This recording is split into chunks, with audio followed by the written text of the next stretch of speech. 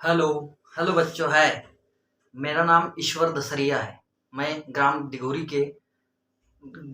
का निवासी हूँ। मेरे पिताजी का नाम श्रीमान तुलसीदास दसरिया, मेरी माता श्रीमती यशवंतीबाई दसरिया और मेरी दो सिस्टरें हैं।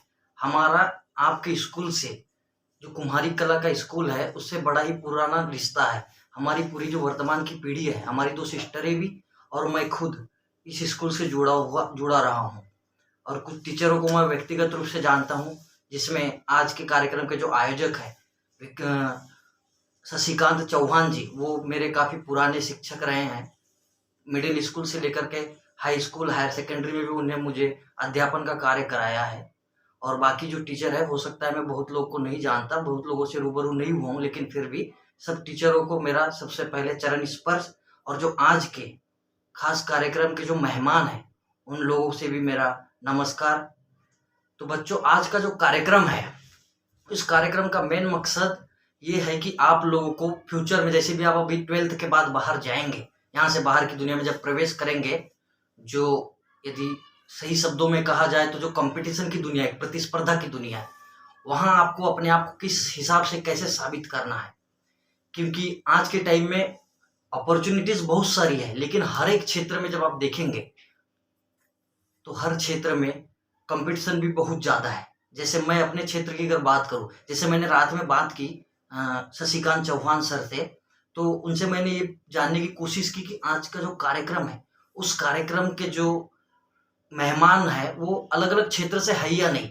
क्योंकि जैसे मान लीजिए कि मैं और या कोई शिक्षक या कोई डॉक्टर जो पर्टिकुलर अपने क्षेत्र के बारे में तो ठीक है जानता है, लेकिन मैं ये चाह रहा था कि आज के इस कार्यक्रम में विविधता हो। क्योंकि जरूरी नहीं है आप में से हर एक बच्चा कल को चल के आईएएस की तैयारी करे, आईएएस बने, या सिर्फ मेडिकल के क्षेत्र में बने, या सिर्फ कि टीचर ही बने।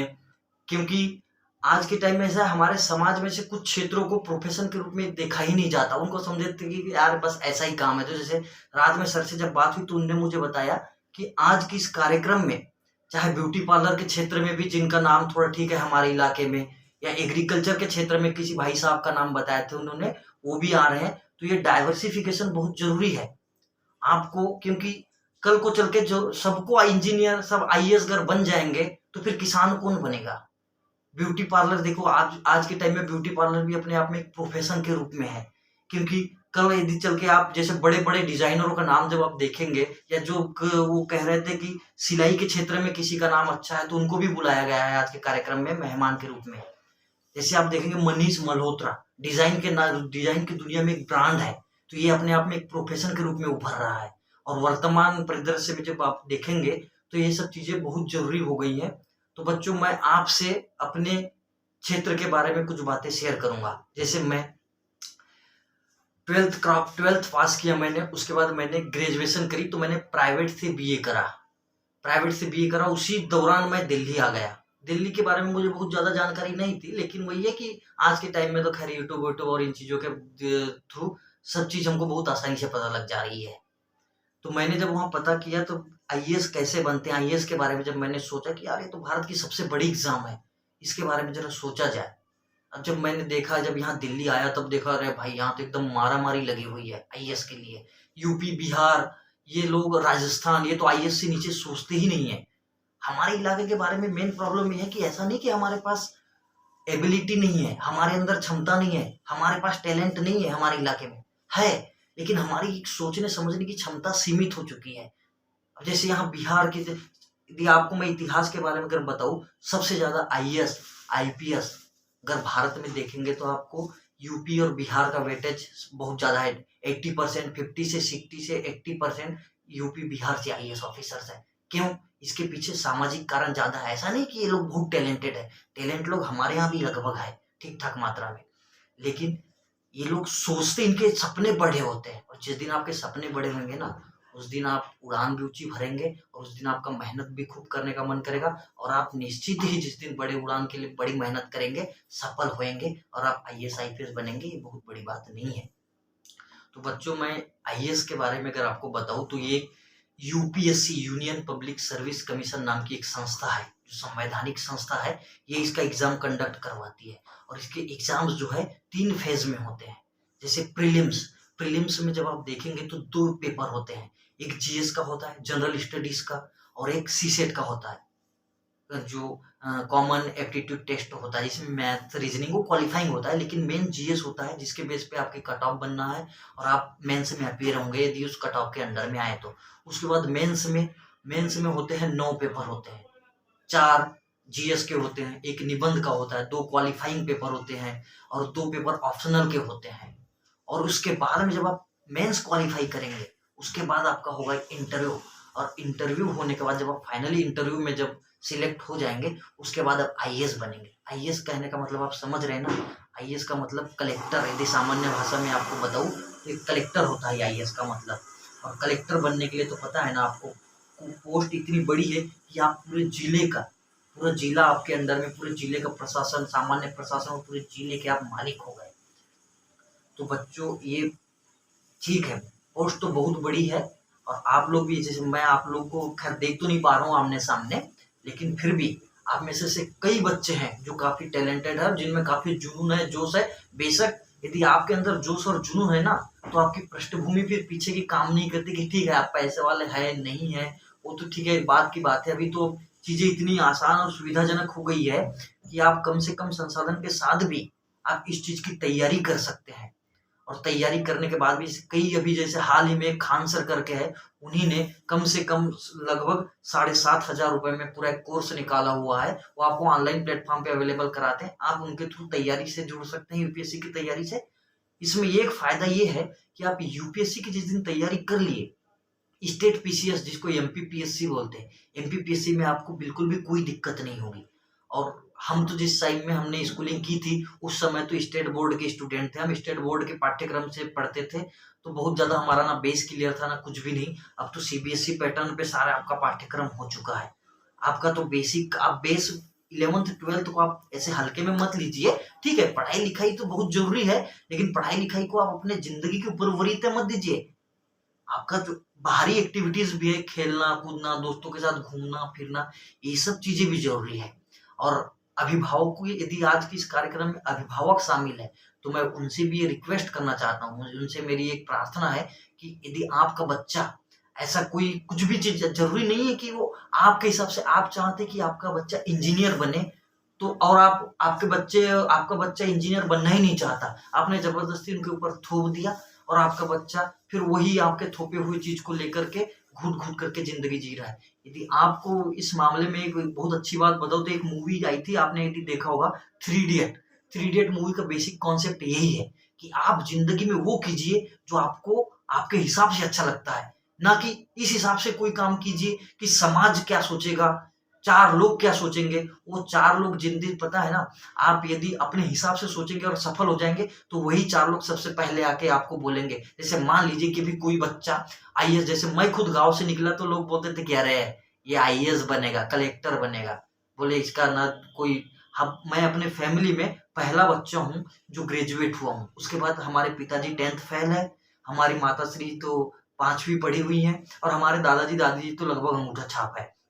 तो इस बेस पे लोग हमको कहने, क्योंकि गांव में से कुछ लोग होते हैं जो हमको कहते थे कि अरे ये क्या आईएएस बनेगा, आईएएस बनना इतना हलवा थोड़ी है। लेकिन वही है, कल को चल के अभी जो हमारे हम में भी अभी कुछ छोटे मोटे क्षेत्र में, या कल को चल के हम सफल होंगे, वही 4 लोग सबसे पहले आएंगे कि अरे भाई हम तो कह रहे थे ना कि आप में बचपने से ही वो टैलेंट है कि आईएएस तो आप ही बनोगे। तो पता है ना, जो इंसान आपकी सफलता और असफलता को देख करके अपना रंग बदल ले, सिर्फ उसके कहने के बेस पे आप अपने सपनों को या आप अपने टैलेंट को इस दम पे मत दबाइए उनकी वजह से कि 4 लोग क्या सोचेंगे, समाज के लोग क्या सोचेंगे। समाज का तो काम कहना है 4 लोगों का। तो बच्चों, आज का जो मेन कार्यक्रम है उस कार्यक्रम का मेन मकसद यही है कि आप अपने हिसाब से सोचिए, आप खुद निर्धारित करें। क्योंकि पता है, व्यक्ति मनुष्य होने का असली मजा तभी है जब आप अपने डिसीजन खुद ले। आपके सारे डिसीजन अपने होने चाहिए। अगर डिसीजन आपके, जैसे मेरा आईएएस बनने के लिए तैयारी करने का डिसीजन मेरा खुद का है, ना मुझे किसी समाज वालों ने कहा, ना मुझे किसी घर वालों ने कहा कि भैया जाओ तुम आईएएस बनो। यदि कल को चल के मान लीजिए कि कल चल के मैं पूरा कोशिश करने के बाद में और अपना 100% देने के बाद में भी असफल होता हूँ, तो वो पूरी जिम्मेदारी मेरी है क्योंकि किसी और के कहने की वजह से तो मुझे कम से कम इस चीज का गिल्ट नहीं होगा कि मैंने यार बताओ किसी और के कहने से मैं आ गया इस क्षेत्र में, जबरदस्ती असफल रह गया। और एक बात है कि आपने अगर कायदे से आईएएस की तैयारी कर ली है, तो आपके कई सारे क्षेत्र में आपके इस रास्ते चारों तरफ खुल जाते हैं। आपको बहुत ज्यादा इधर उधर भटकने की जरूरत नहीं है। आप मीडिया में काम कर सकते हैं। यहाँ पे बड़ी कई सारी कोचिंग सेंटर, जैसे अभी हाल ही में मैं आपको बताऊं कि भी जो दृष्टि द विजन नाम का कोचिंग सेंटर है, आप लोग सब लोग जानते ही होंगे। डॉक्टर विकास दिव्यकीर्ति सर के सानिध्य में वो कोचिंग सेंटर अभी चालू है यहाँ दिल्ली में डॉक्टर मुखर्जी नगर में है। मैंने वहीं से कोचिंग करी है। तो उन्होंने अभी जो 2023 में जो बच्चे अभी प्रीलिम्स एग्जाम दे रहे हैं, उनके लिए उन्होंने क्या किया कि एक मेंटरशिप प्रोग्राम करके उन्होंने डीएमपीपी, दृष्टि मेंटरशिप प्रोग्राम फॉर प्रीलिम्स 2023 करके एक कार्यक्रम शुरू किया है। उसके लिए उन्होंने एग्जाम लेके 1000 बच्चों सिलेक्ट किए, जिसमें मैंने भी उस एग्जाम दिया, मेरा भी उसमें सिलेक्शन हुआ। तो उनमें उसके अंदर में मेंटरों की टीम, कुछ 10-20 लोगों की मेंटरशिप की टीम है, जिसमें ऐसे कई सारे लोग हैं जिनने इंटरव्यू दिया है, मेंस दिया है, जिनका फाइनली नहीं हुआ है सिलेक्शन। वो हमको मेंटर कर रहे हैं, गाइड कर रहे हैं, और हमको 24/7 लाइब्रेरी की सुविधा फ्री ऑफ कॉस्ट है। और दृष्टि द विजन के वेबसाइट पे, ऐप पे, लर्निंग ऐप है, उस पे हमको टेस्ट की सुविधा, weekly test, answer writing mains के टेस्ट, और जो ऑप्शनल प्रीलिम्स के टेस्ट, सीसेट, जीएस, ये सारे टेस्ट हमको फ्री ऑफ कॉस्ट है। तो मैंने जब यही एग्जाम निकालने के बाद जब मैंने एक मैडम से मिला कि मैम अभी जब मुझे काफी टाइम हो गया, लगभग मुझे 4 साल हो चुका है दिल्ली में, 2 साल लगभग मेरी क्लास चली, कुछ दिन मैंने यहाँ 6-7-8 महीने रह के मुझे एनसीईआरटी पढ़नी पड़ी। एनसीईआरटी का मतलब मैं आपको बता दूं, एनसीईआरटी बोर्ड है जिसकी कुछ किताबें आती है जो यूपीएससी के लिए बेसिक पाठ्यक्रम के रूप में, बेसिक यूपीएससी का जो बेस है वो उन किताबों में शामिल है। 6th से लेके 12th तक के जो सारे सब्जेक्ट के हैं, जिसमें पॉलिटी है, जिसको और जो इकोनॉमिक है, और ज्योग्राफी है, हिस्ट्री है, ये सारे सोसाइटी है, सोशल इश्यूज है, ये सारे सब्जेक्ट है, वो आपको वहाँ यूपीएससी के बेसिक पाठ्यक्रम के रूप में है। मतलब पूरा पाठ्यक्रम नहीं है, लेकिन बेसिक, यदि आप यूपीएससी की तैयारी करना चाहते हैं तो बेस ये है कि यदि आपका ये बेस क्लियर नहीं है तो आप बाकी पाठ्यक्रम को ठीक से नहीं समझ पाएंगे, और यदि आप पाठ्यक्रम ठीक नहीं समझ पाएंगे तो आपको पढ़ने में इंटरेस्ट भी नहीं आएगा। तो हाँ, मैं जो बीच में बातें कह रहा था कि जो मैं मेंटरशिप के मैम से मिला, जो हमारी एक मेंटर है, मैंने कहा मैम अब काफी दिक्कत हो रही है, थोड़ा संसाधन आजीविका पे भी बनाई है, तो मुझे कुछ जॉब की जरूरत है। तो मैडम ने कहा कि ईश्वर अब ये काम कीजिए, आप 6 महीना रुकिए, प्रीलिम्स दीजिए एक बार ठीक से, प्रीलिम्स के बाद आपने मेंटरशिप का एग्जाम निकाल ही रखा है, तो दृष्टि में हम आपको आराम से जॉब देंगे। कंटेंट राइटर का जो 1 डे एग्जाम है, जैसे सीजीएल के लिए है, या कोई भी जेआरएफ है, नेट है, या भी पीसीएस, किसी भी स्टेट पीसीएस, जिसमें बिहार पीसीएस है, यूपी पीसीएस है, राजस्थान पीसीएस है, मध्य प्रदेश पीसीएस है, इनके लिए जो कंटेंट बनाते हैं, तो बोले आप कंटेंट राइटर का काम करिएगा और आराम से आपको 22 से 25 हजार रुपए का उन्हें सैलरी बताया। तो मैं ये कहना चाह रहा हूँ आपको कि इस मामले, यदि आप इस क्षेत्र में अगर ठीक से आपने कायदे से तैयारी कर ली है, तो आपको बहुत फ्यूचर में चल के आजीविका की दिक्कत नहीं आएगी। आप कुछ ना कुछ कर ही लेंगे, क्योंकि यूपीएससी ने पाठ्यक्रम को डिजाइन इस हिसाब से किया है ना कि आप इंसान बहुत अच्छे बन सकते हैं, कि आपको समाज को किस हिसाब से देखना है, समाज को किस हिसाब से समझना है। अब जैसे मान लीजिए कि आपने यूपीएससी की तैयारी कायदे से कर ली, तो अभी वर्तमान टाइम में या ठंडी के टाइम में, जैसे मान लो मध्य प्रदेश में बारिश होने लगी, तो आप ये समझ जाएंगे कि यार यार ये बारिश क्यों हो रही है। इसके पीछे आप भूगोल का जब आपको कॉन्सेप्ट क्लियर रहेगा कि नहीं यार ये बारिश हो रही है, कि अभी एक तो नॉर्थ ईस्ट जो मानसून की पवने हैं वो वापस चल रही है, इस वजह से भी एक बारिश हो रही है, और दूसरी बारिश ये हो रही है, दूसरी बारिश इस वजह से हो रही है कि कैस्पियन सागर से वेस्टर्लीज का प्रभाव जो आ रहा है, तो वेस्टर्लीज की वजह से अभी मौसम बादल छाया हुआ है, या आसमान छाया हुआ है, या थोड़ी बहुत बूंदाबांदी हो रही है, या ठंडी ज्यादा बढ़ रही है, ये इसके पीछे रीजन है। तो आपको चाहे अर्थव्यवस्था को देखने का हो, या चाहे वर्तमान राजनीतिक परिदृश्य के विश्लेषण का मामला हो, या चाहे भूगोल के मामले में हो, या चाहे अर्थव्यवस्था, जैसे हाल ही में अभी फरवरी का महीना आने वाला है, बजट आने वाला है भारत सरकार का, तो बजट को आप किस हिसाब से समझेंगे, ये सारी चीजें आपको कोई आसानी से, मतलब सामान्य भाषा में कहूँ, आपको कोई आसानी से फुद्दू नहीं बना सकता कि नहीं यार ये तो ऐसा नहीं है। आप में वो एबिलिटी आ जाएगी कि किस चीज को किस हिसाब से देखना है और डिसीजन कैसे लेना है। आपको आसानी से कोई ऐसे घुमा के पागल नहीं बना सकता कि नहीं भाई यहाँ तो ऐसे होता है, यहाँ तो ऐसे होता है। नहीं, आप में वो योग्यता और ये क्वालिटी डेवलप हो जानी है। तो आज के जो कार्यक्रम का मेन उद्देश्य यही था। तो बच्चों से भी मेरा यही निवेदन है, जैसे आप में से तो ज्यादातर बच्चे जो आस पड़ोस के गांव के होंगे, जो ग्राम पंचायत दिघोरी के बच्चे होंगे वो तो लगभग 99% मुझे जान रहे होंगे, और जो बाहर के भी है किसी के थ्रू तो जान ही रहे होंगे। मैं बेशक आप लोग को देखो, कम्युनिकेशन कभी भी है ना टू वे होना चाहिए, क्योंकि जैसे मान लीजिए कि मैं वहां ऑफलाइन मौजूद होता तो मैं आपसे कुछ बातें शेयर करता, वहीं आपको कोई डाउट हो तो आप तुरंत उससे कुछ बातें मुझसे पूछ लेते खड़े होके कि भैया इसका ऐसा क्या आंसर है।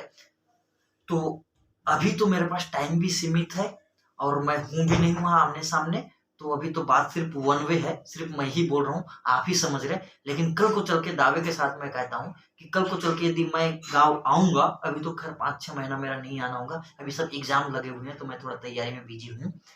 तो आऊंगा तो मैं जरूर आपके यहाँ कुमारी कला स्कूल में आऊंगा, और हर बच्चे के हर क्लास में जा जाके मैं इंटरेक्ट करूंगा सबसे, और सबको पर्सनली जो भी प्रॉब्लम हो। और हाँ, अभी उसके बावजूद भी अगर आपको कोई दिक्कत होती है तो जो शशिकांत चौहान सर है उनके पास मेरा नंबर है, आप नंबर भी ले सकते हैं, मुझसे कांटेक्ट कर सकते हैं पर्सनली भी। तो मैं आपको जो भी आपके डाउट्स है वो मैं आपको क्लियर करा सकता हूँ। वैसे आज के कार्यक्रम के बारे में तो मैं अगर सामान्य शब्द में कहूँ तो आपके पास जो आप आज के मंच में जो खुद उपस्थित मेहमान गण है, और मेहमान गणों को अगर छोड़ भी दिया जाए तो जो शिक्षक गण है, जिसमें मैं तो कुछ 2-3 टीचर को जानता हूँ, शायद गेडाम मैडम जी है जिन्हें हमें मैथ पढ़ाया, फिजिक्स पढ़ाया था, और हमारे चौहान सर है, शशिकांत चौहान सर, खैर उनने तो हमें, वो बायोलॉजी के टीचर है तो हमको नहीं पढ़ाया क्योंकि मैं मैथ साइंस वाला था। लेकिन ये अपने आप में योग्यता के लेवल पे उस स्तर पर है ना कि मेरी बातें यदि आप सुन रहे हैं तो पता है ना, यदि मैं कंपैरिजन करूं सामान्य भाषा में तो ये सूरज को दीपक दिखाने, सूरज को टॉर्च दिखाने के बराबर एक कंपैरिजन है। क्योंकि आपके पास में पता है ना पूरा ज्ञान और सागर और इन चीजों का पूरा अथाह भंडार समुद्र भरा पड़ा है। तो आप उनकी जिंदगी, हम तो जैसे आप या हम है, हम तो आज के वर्तमान टाइम में हमारे पास काफी संसाधन है, हम उस संसाधन को, जैसे यूट्यूब है, ऑनलाइन प्लेटफॉर्म है, उस प्लेटफॉर्म को जैसे हम सब कुछ घर में गांव में बैठे बैठे जान रहे हैं। लेकिन ये जो सर लोग बैठे हुए हैं, जिनकी लाइफ इतनी स्ट्रगलिंग रही है और जो इनने सफलता अर्जित की है, ये उस समय में की है जो इस संसाधन की गैर मौजूदगी में इन लोगों ने ये सफलता हासिल की है। तो इनकी जो सफलता है ना, ये तो बहुत प्रशंसनीय है। देखिए सामान्य शब्द में कह दूं मैं तो एक आईएएस का बेटा अगर आईएएस बन जाए ना, बहुत बड़ी बात नहीं है, क्योंकि उसको ऐसा माहौल मिला है, उसको ऐसा एनवायरनमेंट मिला हुआ है कि वो आईएएस बन जाएगा, क्योंकि उसकी सोचने की क्षमता हर चीज। लेकिन हम गांव के छोटे किसान का बच्चा, मजदूर का बच्चा जब आईएएस बनता है या आईएएस बनने के बारे में सोचता है ना, तो पता है ना आपके लिए पूरी दुनिया ही एकदम से नई होती है, और आप पूरी अपनी दिशा दशा सब चीज बदलने के लिए एक यात्रा पे निकल पड़ते हैं। तो अब मैं तो निकल चुका हूँ इस यात्रा पे, मेरे साथ में कुछ, जैसे अभी मेरा ये रूम पार्टनर है, बड़गांव से ही है, बड़गांव पड़ोस में ही है, बड़गांव से रूम पार्टनर है। और हाल ही में एक बात और आपको मैं बता दूं कि हाल ही में एक हमारी फ्रेंड आई हुई है, वो उनका शायद उनके गांव का नाम है दुल्लापुर से है, छाया छाया नाम है उनका। मुझे ये जान के आश्चर्य हो रहा है कि हमारे इलाके के लोग मतलब इस स्तर पर प्रोग्रेसिव हो चुके हैं कि देखो, बेटे को तो कोई भी आसानी से भेज देता है कि जाओ तुम तो ठीक है, तुम तो जी लोगे बाहर, लेकिन बेटी को भेज रहे हैं ना, ये मेरे लिए सबसे बड़ी गौरवान्वित होने की बात है। और इनने जब यहाँ दिल्ली में आया तो एक जान पहचान के माध्यम के रूप में मुझे चुना, मैं इसलिए भी बड़ा इनका मतलब शुक्रगुजार हूँ, क्योंकि महिलाओं को आसानी से पता है ना, महिलाओं के लिए एक लड़का और एक लड़की अगर दोनों सेम स्टेज पे भी है ना, तो लड़के के लिए 50 अपॉर्चुनिटीज है, लड़के को कहीं भी आदमी आसानी से जाने दे सकता है कि जाओ तुम दिल्ली रहो, मुंबई रहो, पढ़ाई करो, आराम से तैयारी करो।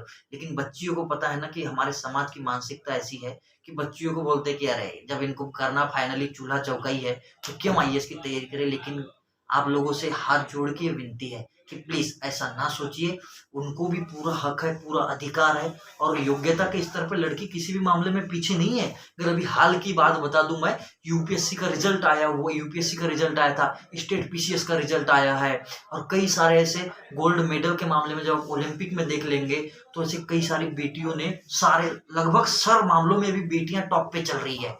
इसका मतलब इससे ये तो बात साबित होता है कि महिलाएं कमजोर नहीं होती, लेकिन कमजोर हमने बना दिया है, प्रकृति ने ये सब उनको कमजोरी नहीं दी है, कमजोरी समाज की दी हुई कमजोरी है कि नहीं महिला है तो बंदी से लगा दो, नहीं भाई तुम तो नहीं जा सकते कहीं। तो बच्चों टाइम भी सीमित है और ठीक है, बाकी और भी मेहमान जो आज के कार्यक्रम में उपस्थित हुए हैं, उन लोगों को भी पर्याप्त टाइम मिलना चाहिए कि वो भी अपने जो भी अपने लाइफ से जुड़ी हुई चीज़ें हैं, वो आपके साथ शेयर करें। तो बच्चों, यदि पढ़ने के मामले में अगर मैगज़ीन पढ़ने की बात है, अगर मैगज़ीन पढ़नी है, जैसे करंट अफेयर्स के लिए हम लोग विज़न विज़न आईएएस करके एक कोचिंग सेंटर है, उसकी एक मैगज़ीन फॉलो करता हूँ मैं खुद पढ़ता हूँ पर्सनली, और एक दृष्टि द विज़न की है। ये लेकिन यदि प्रायोरिटी में अगर देखा जाए तो जो दृष्टि द विज़न है, क्योंकि यहाँ कई सारे बुक है और बाकी बहुत सारी चीज़ें जो यहाँ पे एक खास करके इसका ये खंड जो लेखक के कलम से वो डॉक्टर विकास देवी कीर्ति द्वारा सुझाव देकर के छपवाया जाता है। और उसमें उसमें पता है जिंदगी की ऐसी ऐसी चीजें कि आपको डिसीजन कैसे लेनी है, आपको कैसे सोचना है, ये सब लेखक के कलम से के द्वारा आप उस खंड को पढ़ सकते हैं। और बहुत सारे ऐसे इसमें खुद कई सारे ऐसे पेजेस है जिसमें इंटरव्यू तक होते हैं, जैसे कई होते हैं जो स्टेट पीसीएस यूपीएससी है या यूपी पीएससी है या एमपीपीएससी में सफल हुए हैं, उन बच्चों का भी यहाँ एक इंटरव्यू होता है कि उन्होंने कैसे कैसे तैयारी की है, किस चीज के लिए कैसे तैयारी की है। और हाँ, एक बहुत जरूरी बात बता दूं कि आईएएस के लिए अगर आप तैयारी कर रहे हैं या करना चाह रहे हैं आगे चल के, तो इसमें एक ऑप्शनल सब्जेक्ट का भी एक होता है कि एक पेपर, 2 पेपर होते हैं मेंस में। ऑप्शनल सब्जेक्ट आपको चूज करना होता है, वो ऑप्शनल है आपके लिए, आप कुछ भी चूज कर सकते हैं। ऐसा नहीं कि आपने बीएससी कर रखा है तो नहीं, हमको फिजिक्स ही या केमिस्ट्री ही या बायोलॉजी ही या मैथमेटिक्स ही चुनना होगा, ऐसा जरूरी नहीं है। आप आके कोई भी धूमधाम से कोई भी ह्यूमैनिटीज के सब्जेक्ट चूज कर सकते हैं, जैसे हिंदी साहित्य है, पॉलिटिकल साइंस है, ज्योग्राफी है, हिस्ट्री है, ये सब भी चुन सकते हैं, इसमें कोई चीज की दिक्कत नहीं है। और हाँ, और भी बहुत सारी चीजें, अभी बहुत ज्यादा डिटेल में अभी तो खैर टाइम भी नहीं है और सीमित समय की वजह से मैं कम आपको बहुत संक्षेप में जानकारी दे पा रहा हूँ। तो यदि बहुत ज्यादा डिटेल में जाननी हो तो शशिकांत चौहान जी से मेरा नंबर ले लीजिएगा, उनके पास मेरा नंबर है। एक बार फिर से आप सभी लोगों से मैं विदा लेता हूँ। नमस्ते।